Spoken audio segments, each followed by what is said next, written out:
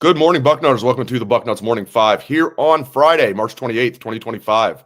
I am Dave Biddle. I'll be joined by Jonah Booker in just a moment. A lot to get into. I mean, spring ball's already half over. It's flying by this year with them doing 4 weeks instead of 5. They're packing it in. Pro days happened already. We had pro day a couple days ago, and we were out there yesterday talking with James Laurinaitis and the linebackers and Keenan Bailey and the tight ends. This tight end room is unbelievable. So Jay Booker, we're gonna get into some of the guys maybe that didn't play a lot last year who are so far spring standouts, and even guys that maybe transferred in, guys that are true freshmen. Who are some of the spring standouts halfway through spring?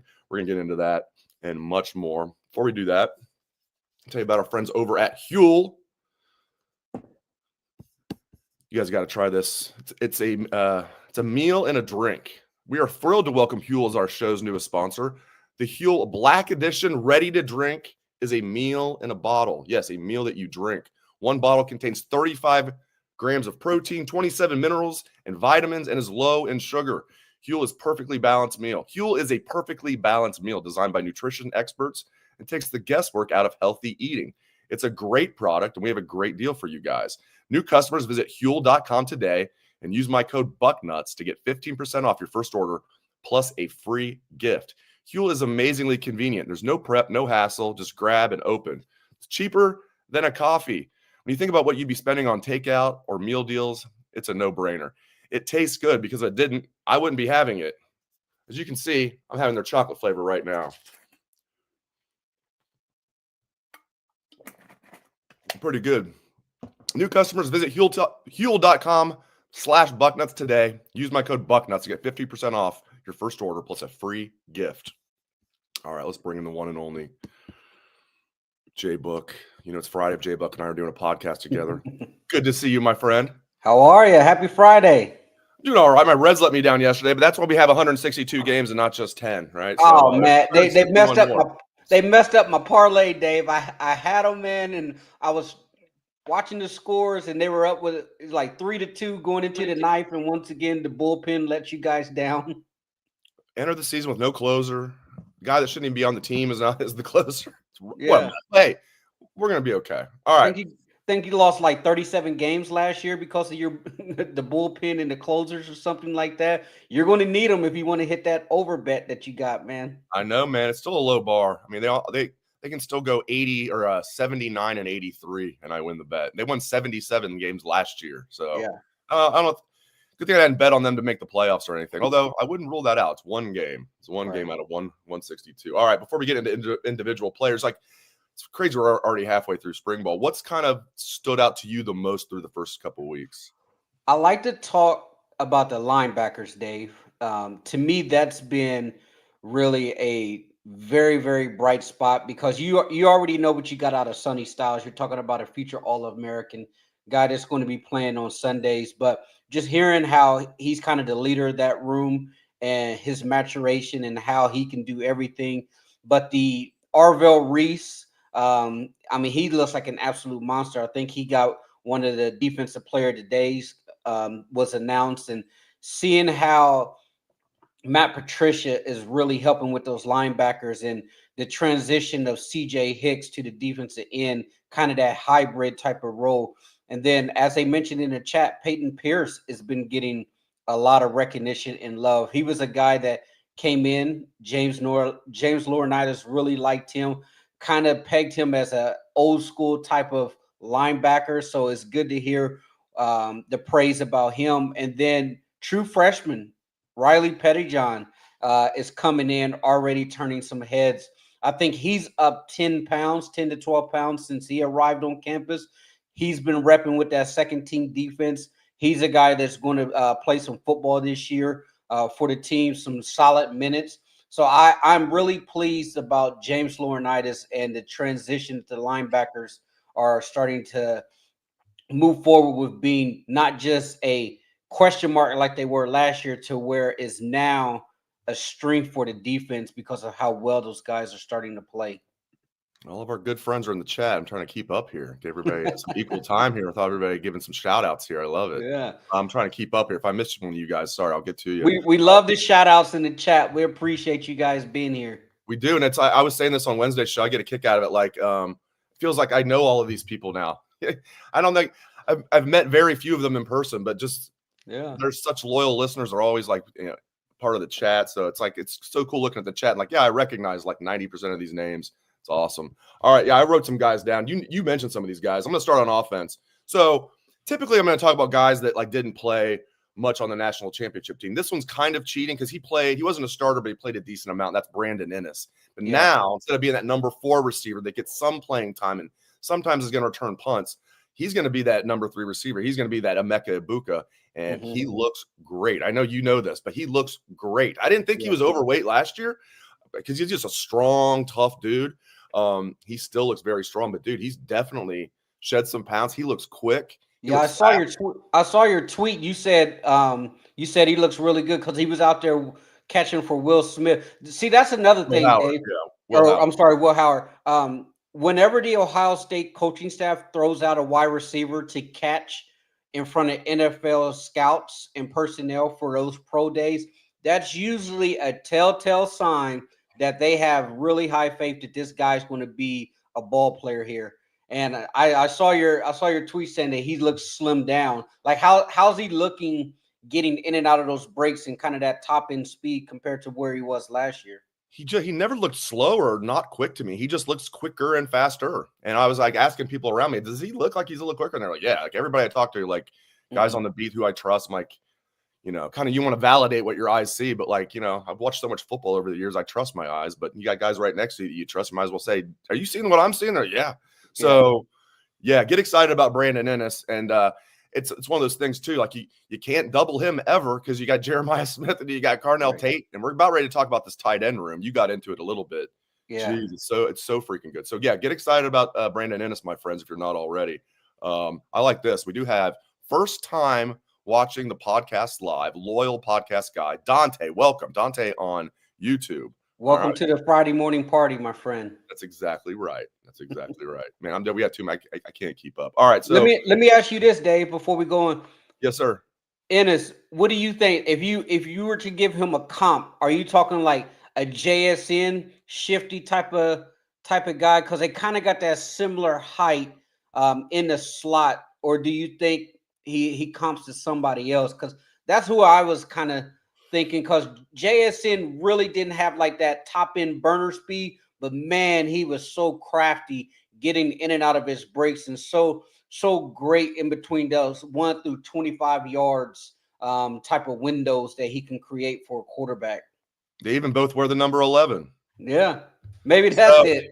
well, no, they do have the same body type. I just think that would be I think we'd be putting too much on Brandon if we said, he's going to be just like Jackson Smith and Jig. But could he be close to that?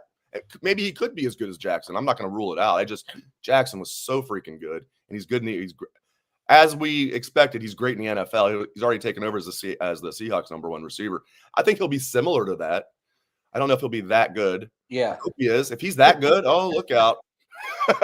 But he looks good, man. He looks good. All right, the tight end room. Jeez, you lose a great guy like G. Scott Jr., the leader of the room, had a really good year as a starter for the national championship team. I hope he gets drafted. He had a good pro day. G. Senior was happy, so I'm happy. You happy? I'm happy.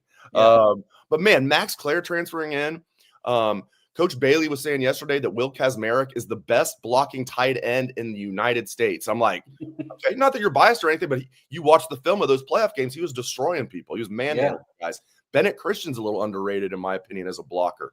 Jelani Thurman looks like an NFL tight end out there. All 4 of those guys are going to play.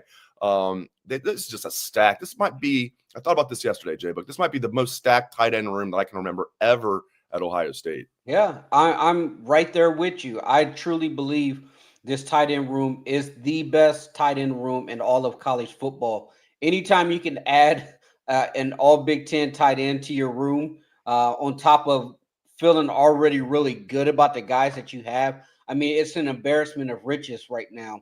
Jelani Thurman, here's the crazy thing. Jelani Thurman's probably pegged as the number 3 tight end right now, and depending on what type of packages that they're wanting to roll with. But Jelani Thurman probably has the highest ceiling out of all of these guys. And that tells you how good this tight end room is. I mean, even Christian Bennett in the playoff played some solid minutes and came in there and was throwing guys around in the run game. And then you mentioned Will Kazmarek. They're really raving about him.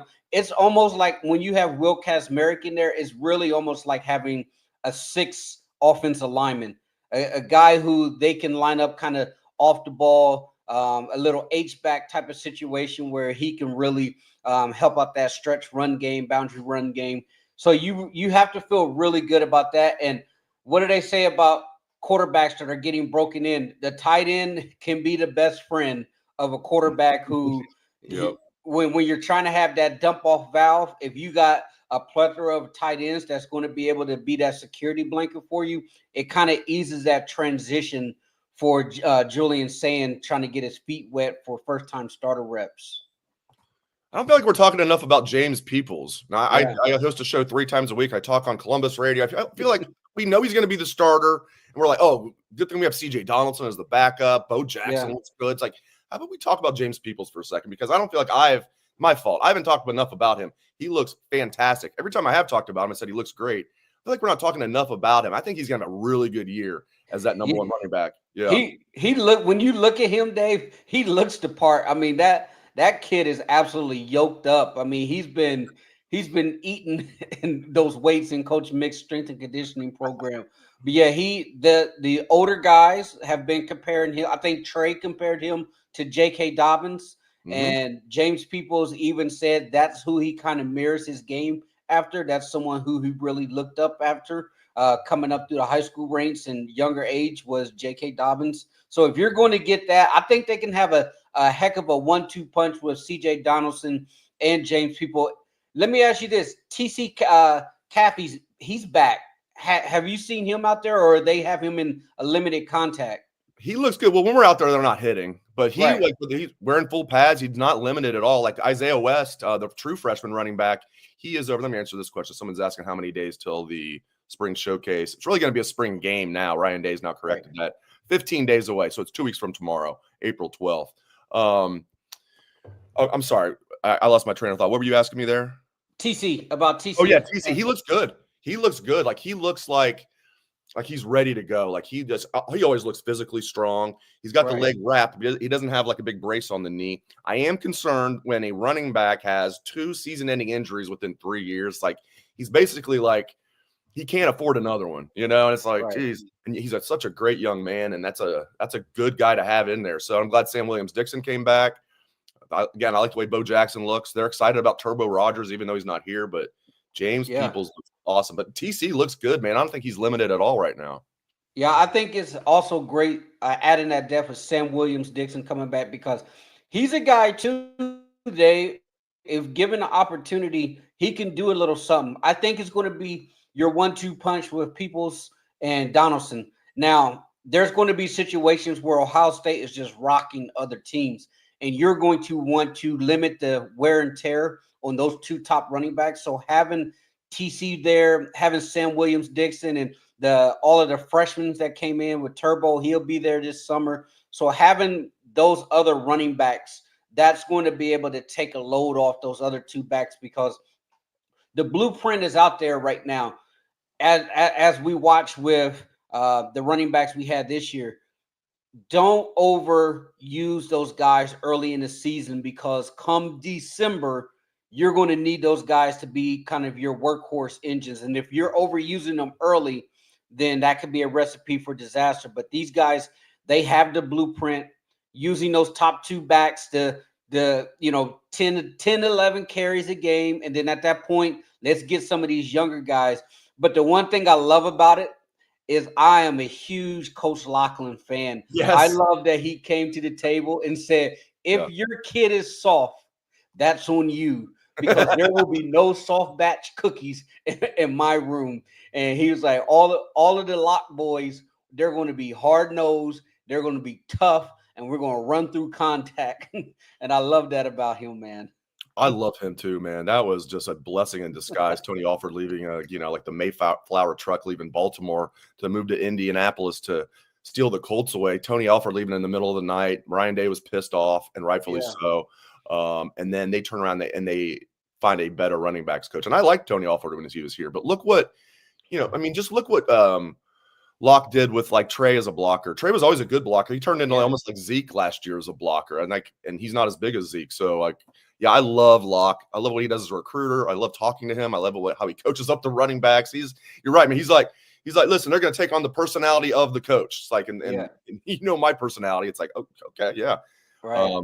You can see it. I love all these. You mentioned we're talking about James Peoples and compared to J.K. Dobbins, both Texas guys. I love all these Texas guys we got. Speaking of which, let's talk about Peyton Pierce. This is a guy that they are very high on. James Laurinaitis yesterday was just gushing J-Book. He's like, he is an absolute natural middle linebacker. Talk about his wrestling background and how he's just so good in the box. He uses his hands. He sheds blocks so well. Redshirt freshman. He's going to be that number 3 linebacker behind Sonny, behind Arvell Reese. They love Peyton Pierce, man. Yeah, and he's one guy that James was actually recruiting when he was at Notre Dame. So he was on Peyton Pierce early. He really saw that talent. And then Pierce came up here, and he's a guy that when you look at him, he kind of reminds you of those linebackers during the Tressel era. Those in the box type of linebackers that are gritty, hard nosed, can take on any type of blocks, can shed it, see ball, get ball type of linebackers running downhill. And I like listening to him yesterday because the one thing that he did talk about, he talked about Matt Patricia, and he raved about Matt Patricia. And a lot of people coming in, when they saw this hire, including myself, I was a little skeptical about all of the talk about what Matt Patricia was as a coach and his personality. And then as I started to hear him talk more, listen to Ryan Day explain their process, I'm like, this is going to be a solid hire. Let's give the guy a chance. As we progress through spring ball, Dave, these players love him, man. Mm-hmm. All of the players who have, and here's the thing, a lot of the talking points about Matt Patricia has become unprompted. Like, it wasn't necessarily like the media asking about it. It's just guys saying, hey, since Matt has been here, he has been crucial with helping me understand the defense, accelerating my learning curve. He has made the defense to where we're playing fast, we're playing violent. He wants us to think, not to be sitting there stuck in the mud thinking. He wants us to be playing extremely fast and playing kind of with a controlled, reckless abandon. And Peyton Pierce talked about him yesterday, about how well he's helping him understand the game and progressing his knowledge of the game at the linebacker position, along with James Laurinaitis. So that's why when I started the show,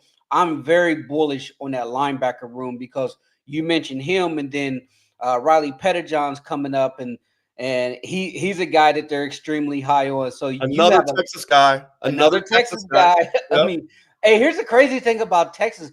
They don't miss in Texas. Like, if they get a Texas kid up here, Dave, and that kid decides to leave out of there, there's a very, very high clip of success with Texas kids coming up here to Ohio State and balling out. Because I would be remiss not to mention Devin Sanchez, who looks like he's been in the program for 3 years already, and he's running with the twos. And look, yeah. So you got his name written down. You're stealing my thunder here. These are the guys I was going to ask you about. Riley Pettijohn next, then Devin. We're going to just go through the Texas guys, right? Pierce, Pettijohn, Sanchez, James Peoples. We didn't.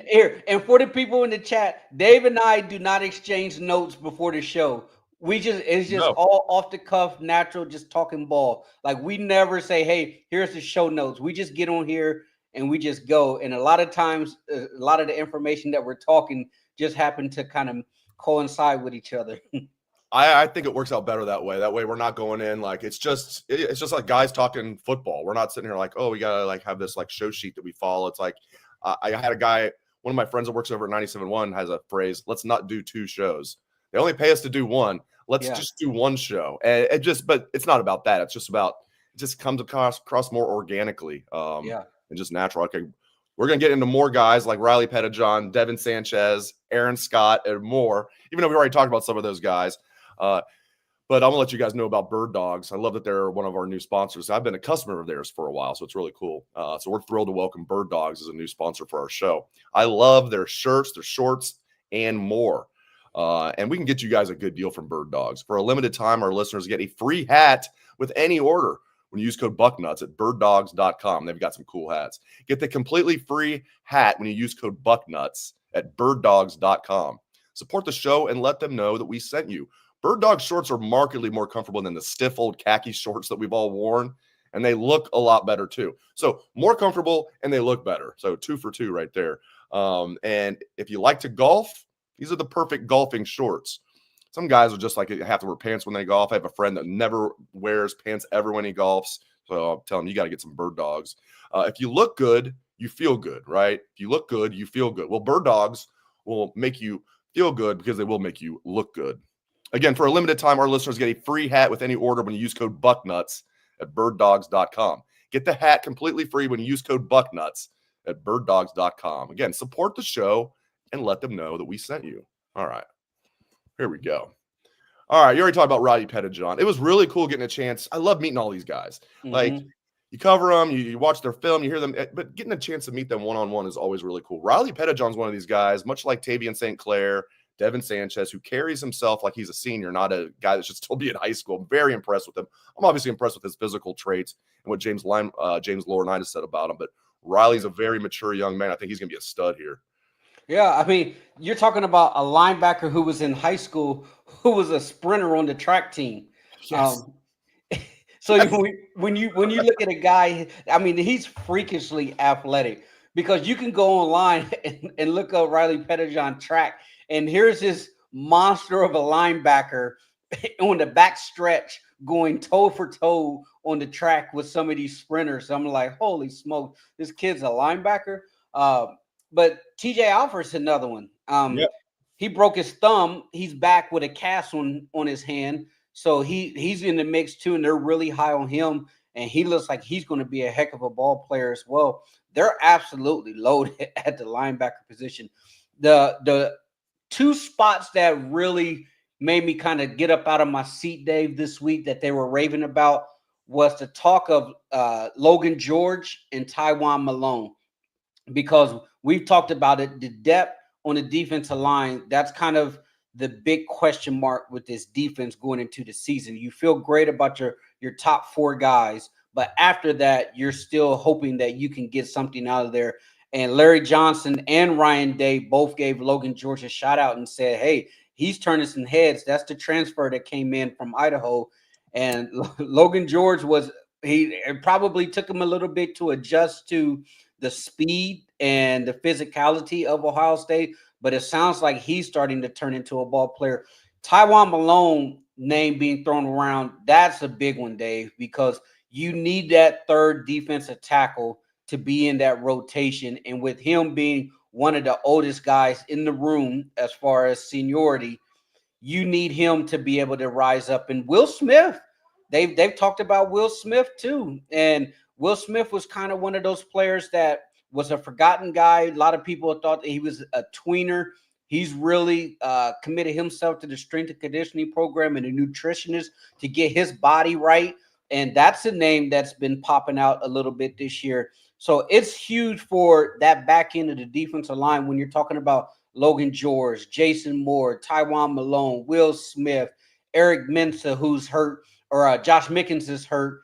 He should be coming back. But Eric Mickens and Dominic Kirk, they need to be able to get those guys up to speed. I mean, you got 3 defensive line coaches working with those guys. So theoretically, you're hoping that having that many hands on deck with them will accelerate that learning curve. But really pleased to hear about Logan George and Tywan Malone this week. Yeah, I'm glad you brought up Logan George. I'm sure 99% of you know. For those that don't, he's the young man that transferred in from Idaho State. He led the Big Sky Conference with 19 and a half tackles for loss. Obviously a big jump going from Idaho State to Ohio State, but he's coming here to be a backup defensive end, like Jay Book said.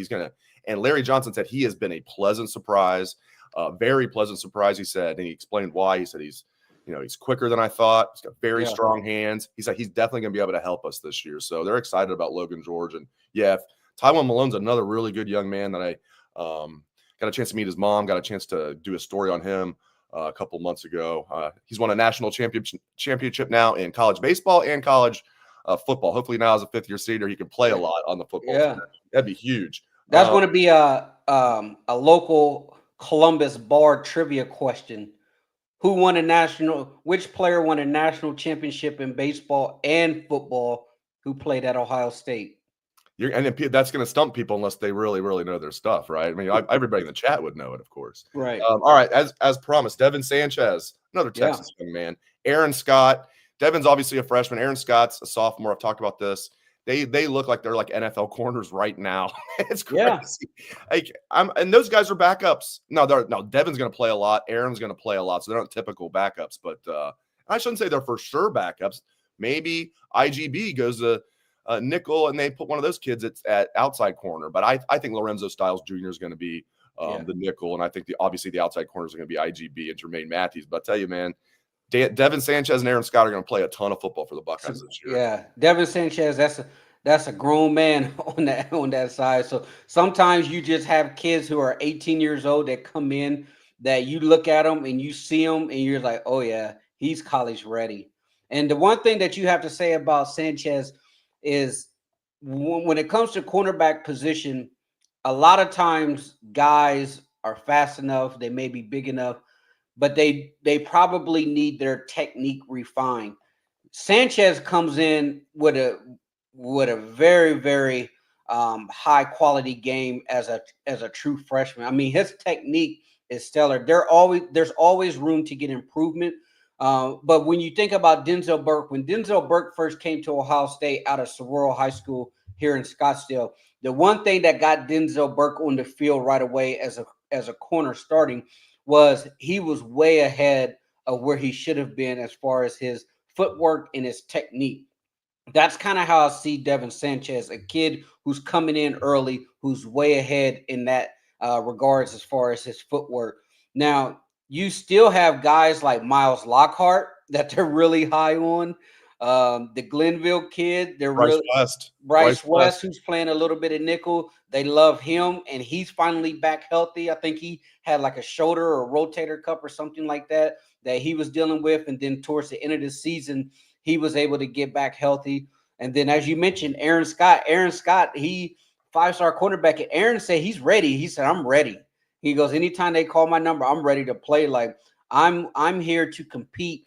And the thing about this deep defensive back room, you have such high-end quality guys that this is the total image when you say iron sharpens iron, because every single rep you're going to be in a battle, especially when you're going against the best wide receiver room in college football. Those one-on-ones, man, I will pay a premium price just to go sit and watch a full day of those one-on-ones. Seeing Jeremiah Smith versus Devin Sanchez in one-on-one, seeing Cornell Tate versus Aaron Scott in one-on-one. That right there, that's how you're going to get better. And that it's a recruiting pitch, because if you're a recruit, DB wide receiver, and you come up for a visit and you see how competitive and how spirited those one-on-ones and that 7-on-7 is when you're in practice, you're like, man, I got to be a part of this, because those DBs are talking. Igbenogson, they're out there talking, and Jermaine Matthews, he's going to be chirping, and Aaron Scott, he's a talker. I love that out of the defensive backs. Like, hey, give me some guys who's going to talk a little bit, but they're also going to show up and make plays on the field. We should have a get together before a game next year. We can all J-Book's in Scottsdale. I might have to come on over there and for a game. Yeah, I'm definitely.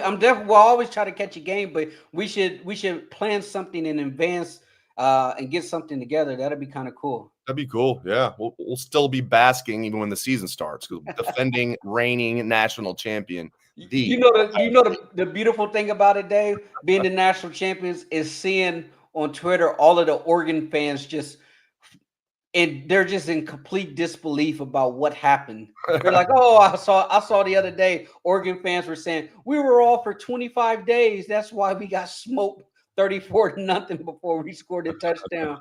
We were rusty. So it's the beauty of being the national champion, that you can just sit back and enjoy it, and just get your laughs at the Oregon fans who are still complaining about that butt whooping that the Buckeyes handed out to them.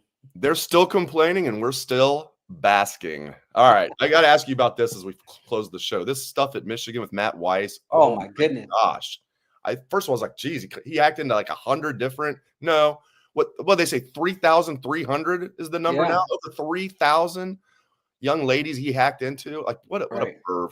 And he's gonna go to prison for a while. But like, man, this is just one other thing that's happened up there, and they're gonna deflect and say, oh, is this a lone wolf? This is like 500 lone wolves they've had. That's a lot of lone wolves. Man, I don't know what's going to happen with the NCAA stuff. This is not tied to that. Let's be clear about that. Right. This is probably how they found out about it. Yeah. We knew it was bad when the FBI was raiding Matt Weiss's house. I don't know what's going to happen, but Michigan, I mean, he's facing prison time. He's facing class action lawsuits. Michigan's facing a lawsuit. Absolute mess up there. Well, the ironic thing is, Dave, is the feds raided Michigan's football office. Yeah, and we didn't hear a peep. They raided the quarterback room that he was a part of and was taking equipment. I mean, when you look at the laundry list, I mean, this guy had basically an Apple store in his house and in the facilities. I mean, like 3 MacBooks and 4 phones and hardware and all kinds of stuff. And the ironic thing is the Michigan media, they run cover for that program like it's state run. I mean, the fact that the feds ran up in the building and you didn't hear a peep from them, and I'm sure they all knew it. The ironic thing is, yes, they're talking about the federal crimes here and all of the hacking that he was involved with, but this guy also had access to thousands of athletes' cloud storage. Here's my thing, Dave. From the Michigan people, they're spinning it and say, whoa. This was him being a creepo. This had nothing to do with football. So you mean to tell me like this guy's moral compass all of a sudden turns on and it stops at the door when it comes to football related content, when this guy clearly had access to other people's football stuff? You mean to tell me that if I see football stuff, I'm not going to take a look at it. I'm not going to take a peek, but I'm going to look at everything else. Like, okay, come on, man. Like, you have to have some common sense. Like, this guy was up to some shady stuff, but it just adds on to the fact that everything that has been going on at Michigan. I mean, at what point do the NCAA steps back and say, this is total lack of institutional control? If the feds ran up into the Woody, and you mean to tell me this wouldn't have been a big issue? I mean, ESPN had trucks camped outside of the Woody because of Terrell Pryor driving a little Nissan Coupe. Now, if the feds ran up into the Woody at Ohio State, it would be a national story. They would be calling for the death penalty. They would be saying Ryan Day, Urban Meyer was running some type of federal scheme here. Then they will really be talking about RICO charges.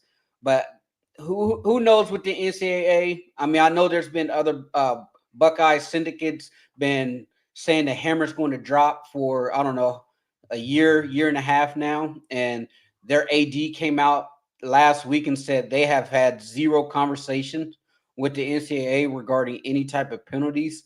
So that right there was being fed was kind of overblown. But I do think that they should get some type of formal punishment. I mean, like, at what point do you say, all right, enough is enough here? You guys have way too much shady business going on in that facility. I do think they had access to practice footage. And here's my best example. Remember Cade Stover talking about this? This is after he got drafted. I think he was asked about it during training camp with the Texans this past year. What did he say? He said, there was a play that we didn't run all year. Yeah. We practiced it that week before the Michigan game, and they were all over it. It was like what was it, like a throwback to the tight end? It was something like that they hadn't ran all year. Michigan knew right away what they were doing, and they defended it perfectly. And there were other examples, but that was the one that Cade pointed to. He's like, it's like they were like watching our practice, is what he said, because they probably were. Yeah. Here's the other thing. They also said that this guy had access to records of players who are injured, their medical records. So you mean to tell me that this guy's all of a sudden just looking at the lacrosse at Wisconsin's medical records? I don't think so. I think they knew ahead of time, football-wise, which players were hurt, which players may not play that week. And then I can also tie back into you got inside information on gambling and from gambling stuff because that's been talked about quite a bit. So if you are someone who has access to, hey, I know this guy's not going to play this week. That right there is total inside information. But I find it hard to believe from the Michigan people, which never believed them because all their beat does is completely lie, including their fans. Right. I find it hard to believe that the Bucks stopped at this guy just being a creep. Like if you have access to other players' clouds, and these players they take the cloud, and what happens is a lot of practice footage and stuff when they take their tablets and all that stuff home, they're able to watch film at home. A lot of that stuff gets uploaded to the cloud, so that information was readily available to him. I just find it hard to believe that he all of a sudden had a moral compass and said, you know what, I'm not going to look at that stuff. I'm just going to keep it to women's photos and stuff like that. I'm not going to look at Ohio State's medical records or Penn State's medical records when he had access to all of that information. Yeah, I mean, you nailed it. Like, yeah, he's gonna like, okay, I'm gonna look at 18-year-old photos, of young women, but I'm not gonna look at Ohio State's practice footage. Yeah, you Right. nailed it. All right, well, hopefully they throw the book at him. And I think I think he's gonna be doing many years. He's got like 14 different counts. He's facing 5 years for each count. Now I'm sure that'll get pled down. I'm sure he's not going to do like life in prison, but he's going to be in prison for a while. And I don't want to hear innocent until proven guilty. I'm not a judge. I'm not on the jury. That's for a court of law. I don't need to. I can say I don't need to say innocent until proven guilty because I'm not a part of the court of law. I think he's guilty, and I think he's going to do a lot of prison time. I think you're awesome, Jay Book. I appreciate it, my man. All right, talk to you next week, buddy. You have a good Friday. All right, man. You have a good weekend, bud. Appreciate you. All right, he's the one and only. He's the man, Jay Book. All right, we're going to end the show here. We could just keep talking about spring football and keep talking trash about Michigan for a while, but we'll end it here. Guys, I really appreciate you making the Bucknuts Morning 5 a part of your routine. I can't thank you guys enough. Can't thank my friend Jay Book enough. He's awesome. You guys are awesome. Hope everyone has a great day and a great weekend. Go Bucks.